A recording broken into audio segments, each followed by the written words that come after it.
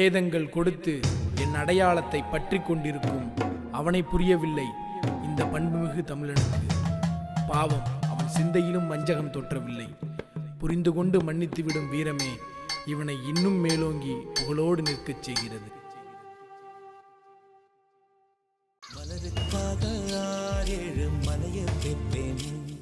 என் மனசுக்குள்ள நீதானே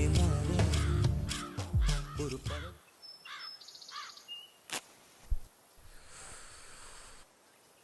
என்னடா ரொம்ப சோகமாக இருக்கு?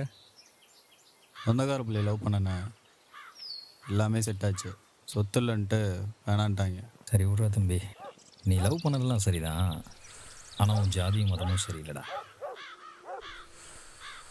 இந்த ஜாதி மத கருமாந்திரம்லாம் ஒளியும்னா ஜாதி விட்டு ஜாதி, மதம் விட்டு மதம், கலப்பு திருமணம் பண்ணால் மட்டும்தான் ஒளியும். அட்லீஸ்ட் அடுத்த தலைமுறையாவது இதெல்லாம் இல்லாமல் இருக்கலாம் பாரு. நம்ம முருகன் கூட கலப்பு திருமணம் தான், தெரியும்ல? இந்த காதலால் மட்டும்தான் கலப்பு திருமணத்தை செய்ய முடியும். என்ன உன் தங்கச்சியை கட்டி கொடுக்குறியா? ஓத்தா, நீ என்ன ஜாதி, நான் என்ன ஜாதி? சொத்துக்கே வழி இல்லைனாலும் சோனி எரிக்சன் செட்டு கேட்குதாடா.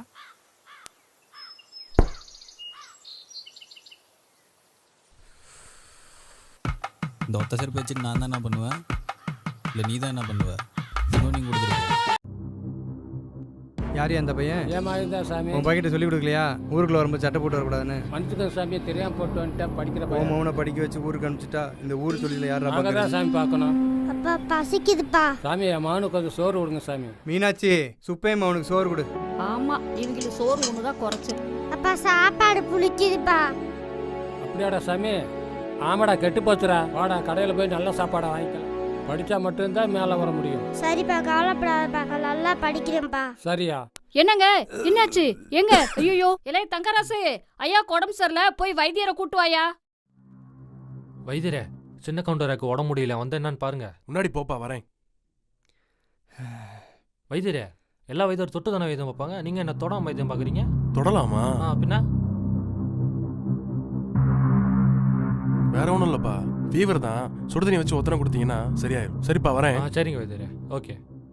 டேய், வந்துரு போட வைத்தியம் வேண்டா, புதுசா இருக்கான். அட, நம்ம பக்கத்து சுப்பனோட மகன் தான். இவங்க எப்படா வைத்தியரானாங்க? அட, இந்த காலத்துல படிப்பு இருந்தா யார் என்ன வேணா ஆளாயுமா?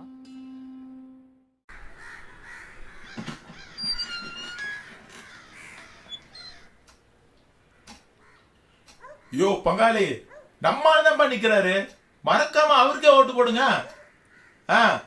சரி சரி, பெய்யுங்க அண்ணா.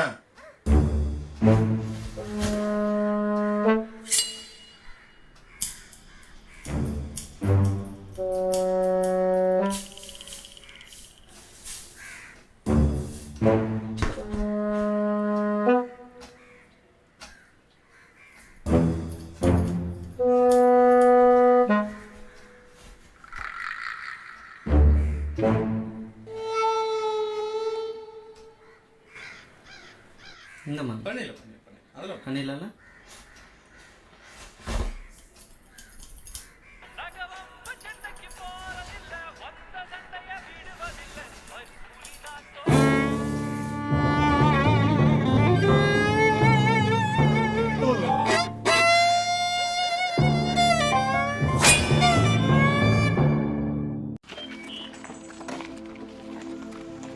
மச்சான், அவர் என்ன ஆளக்காரன்டா? அங்கே ஒரு ஐயா படுத்திருக்காரு. இந்த பெரியவர்கிட்ட கேட்டு பார்ப்போமா?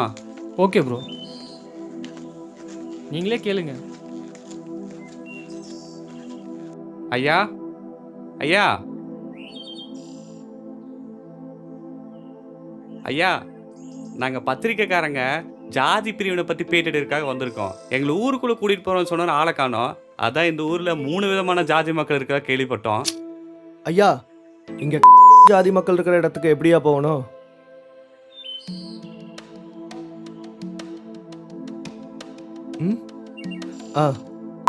ஜாதி மக்கள் இருக்கிற இடங்க? ஐயா, ஜாதி மக்கள். சரிங்கய்யா, நன்றி, நாங்கள் போயிட்டு வரோம். வரேங்கய்யா. ரொம்ப நன்றிங்க ஐயா. இப்போ என்னடா பண்ணலாம் ப்ரோ? ஒவ்வொரு ஏரியாவாக கவர் பண்ணிக்கலாம் ப்ரோ, ஏன்னா அப்போதான். அது ஜாதி வேணும்னு சொல்ல போறீங்களா இல்ல வேண்டாம்னு சொல்ல போறீங்களா? கண்டிப்பா வேணுதாங்கய்யா. ஏன்னா இந்த பூமிங்கிறது ஒரு பெரிய ஆலமரம் மாதிரி. நம்மளாம் அதில் வசிக்கிற சின்ன சின்ன பறவைங்கய்யா. என்னதான் ஒரே மரமாக இருந்தாலும் வாழ்கிற கூடு வேற வேற தானே. நீங்கள் என்னையா நினைக்கிறீங்க? ஏப்பா தம்பி, ஊர் சனங்களை போட்டோ பிடிக்க வர்றதுன்னு சொன்ன நீங்க தானே? ஆமாண்ணா. ஊருக்குள்ள போயிடாதீங்க தம்பி. சாதி கலவரத்தில் வெட்டு குத்தாயி இப்போ 3 சனங்களும் சுடுகாட்டில் தான் இருக்குது. ப்ரோ ஐயா இங்க சுடுகாடு எந்த பக்கம் இருக்குங்க?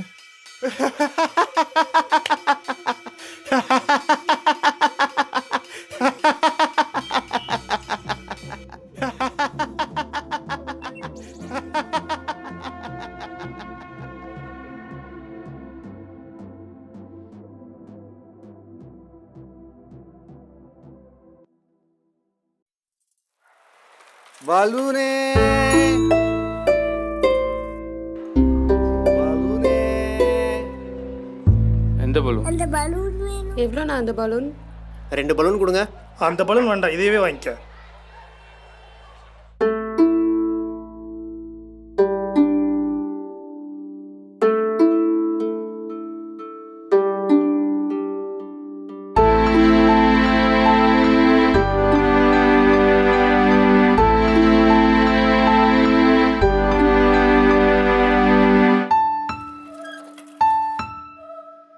இருக்கிற எல்லா பலூனும் வெத்து போச்சு சாமி. இது மட்டும்தான் இருக்குது. இது மத்த பலூன் மாதிரி பறக்குமா? அதெல்லாம் நல்லா பறக்குமே. அத கொடுங்க. இந்த சாமி